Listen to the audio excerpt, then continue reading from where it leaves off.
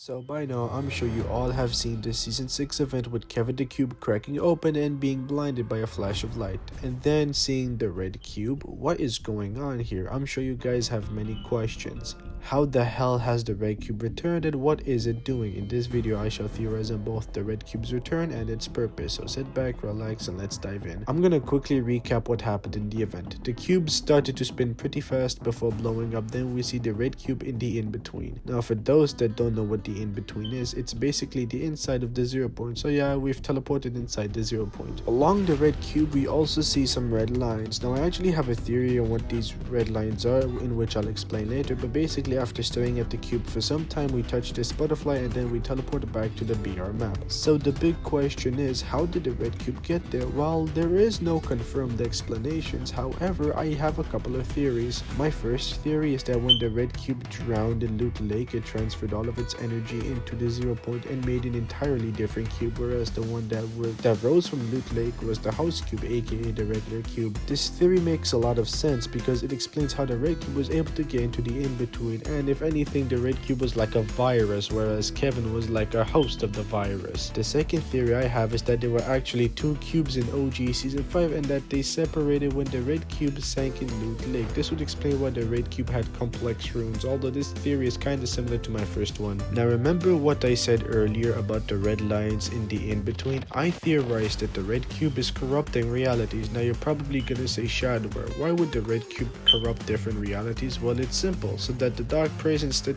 can take them over. In case you missed it, the dark presence is behind all the alterations in Fortnite OG, and this was confirmed in the Welcome Our Alien Overlords mini event, where the same blood moon that was in OG Season 5 was present in the event. Will I think the red cube succeed? Yeah. Pretty much, there's no stopping this red cube from doing what it's doing, and according to leaks, the Ice King will return in Chapter 7 as a boss, so maybe there's a chance that the Ice King is aware of what's happening in OG and is coming to stop the Dark Presence himself. Anyways, that'll wrap up the video. If you did enjoy, consider liking and subscribing to the channel. Anyways, without further ado, peace out.